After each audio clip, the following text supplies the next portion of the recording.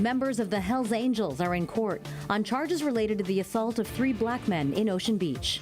What's going on with the old Tommy's Burgers in Kearny Mesa? I'm working for you to find out. That story coming up. Kittens trapped inside of this old Coco's building in College Grove. The efforts to get them to safety. This offers an ability to try to bring some hope. A San Diego company makes fathering a child possible even after death. Millions of pounds of fruit that would have been wasted, gleaned and given to the hungry. Produce good!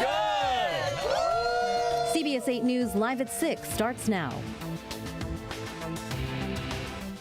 More than a dozen members of the Hells Angels biker gang appeared in court today, accused in what prosecutors say was a racially motivated attack on 3 black men in Ocean Beach. Good evening, I'm Marcella Lee. I'm Carlo Cicchetto. 17 defendants were indicted last month, and 18th defendant appeared today.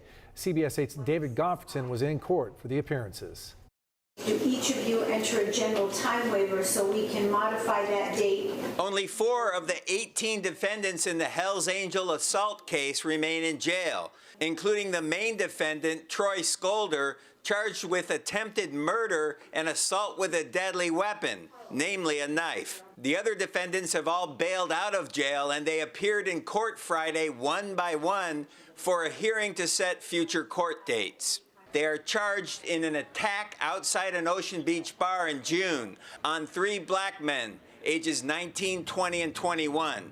District Attorney Summer Stephan announced the grand jury indictments in September.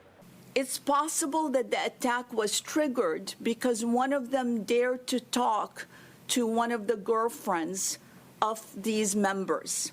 Skolder is accused of stabbing one of the victims in the chest. He faces 39 years to life if convicted on all counts. Another victim was knocked unconscious in the attack, according to prosecutors who have included hate crime allegations in the indictment. All the defendants have been ordered not to have any contact with the other Hells Angels members who are charged, though Deputy District Attorney Miriam Hemming told the court she witnessed several of the men violating that order in the court hallway. He was observed in the hallway on separate occasions today, communicating with Mr. Hokanson and Haupt in what appeared to be a lengthy conversation. The prosecutor also said 2 other defendants had tested positive for methamphetamine since their arrests. The judge set hearings to review those drug test results in November and told the defendants their bail could be revoked if they continue to test positive. All 18 of these defendants will now be back in court on January 11th, when the judge will set preliminary hearing and trial dates. At the downtown courthouse, David Goffredson, CBS 8. Thank you, David. A parolee is dead following a shootout with Escondido police. San Diego police are investigating it. They say it happened this morning when 2 Escondido officers responded to a call about a trespasser asleep on the porch of a trailer home. They tell us the man was wanted for a parole violation in Indiana and that he opened fire first. We have not been able to independently confirm that, but do have a reporter following up for us, and we'll have that tonight at 10 on the CW and at 11 right here on CBS 8. A former SDSU football player is now serving a 180-day jail sentence for possession of child pornography. A judge delivered Nolan Iwuliko sentence today. He will also be on probation for 2 years and has to get counseling and register as a sex offender. Prosecutors say Iwuliko had child pornography images on multiple devices, including his phone. Here's what his attorney had to say about today's sentencing. Devastating to him. I mean, he's a kid. I mean, he was a kid when this happened, and he's still a kid. And it's very difficult for him to come to grips with the fact that this will impact the rest of his life. This case came to light as police were investigating Iwuliko in connection with a gang rape allegation of a 17-year-old girl. No charges were ever filed, but a civil case against Iwuliko and other former SDSU football players is ongoing. Over the past few months, we've been working for you to look into the status of abandoned businesses throughout San Diego County. Tonight, CBS 8's Shannon Handy visits the old Tommy Burgers on Kearny Mesa Boulevard. Tommy shut down back in March. Since then, it's been surrounded by debris and covered with graffiti. I spent the day trying to figure out who owns the building and what's next. For close to 20 years, Original Tommy's only San Diego location sat here on the corner of Claremont Mesa Boulevard and Ruffner Street. It was a popular spot known for its chili burgers. Now it's deserted and has vandalism everywhere. Yes, we'd go there sometimes during the week at work. You know, a bunch of us at Ford would go over there and have a couple burgers and stuff like that. So it's sad to see how it is now. The company announced the closure on its Facebook page March 14th, saying in part, "We understand that the news of our closing in San Diego may come as a disappointment, but we want you to know that our commitment to providing you with our world-famous chili burgers and other delicious menu items remains unchanged. Our 32 other locations in California and Nevada are ready to welcome you with open arms, and we hope to see you soon."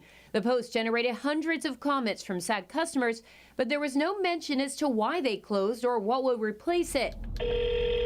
So I got to work making calls and writing emails. Here's what I found out. Tommy's does not own the property. According to the San Diego County Recorder's Office, its owner is listed as a living trust based in Los Angeles. While I was not able to reach the owner, I did make contact with a construction company associated with the property. I'm told the building will be painted next week, but the status of its use is still ongoing. We'll update this story as more details become available. Working for you, I'm Shanna Handy for CBS 8. Thanks, Shandon.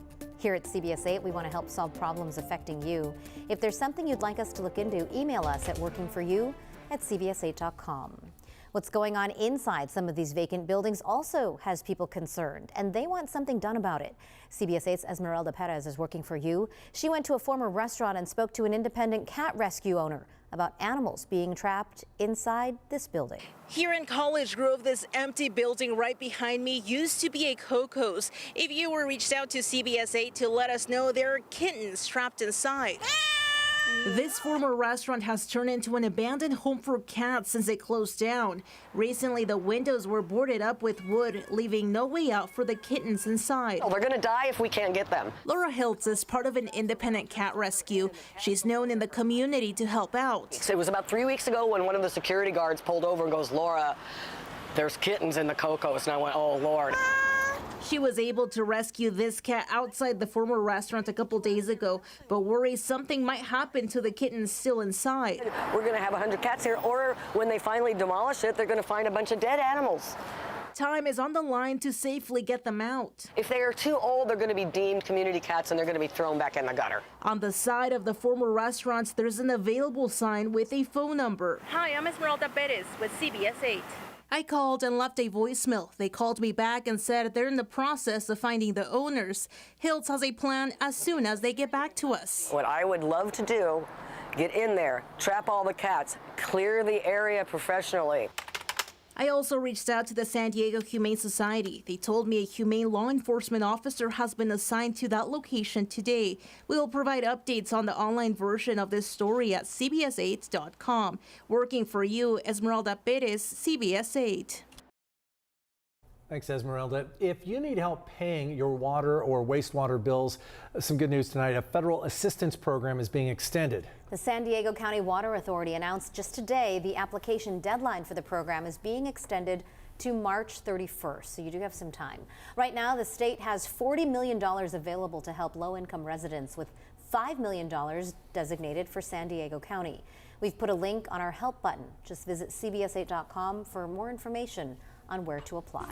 Still ahead tonight, how the Biden administration is responding to growing tensions in the Israel-Hamas war. Plus, the nurse who stands accused of killing more than a dozen of her patients. For tonight, we are talking about some humidity increasing closer towards the coast, and so that's going to bring in the marine layer, and also talking about some dense fog. All those details are coming up. Up next, the new rule for small businesses that's raising privacy concerns for some of you.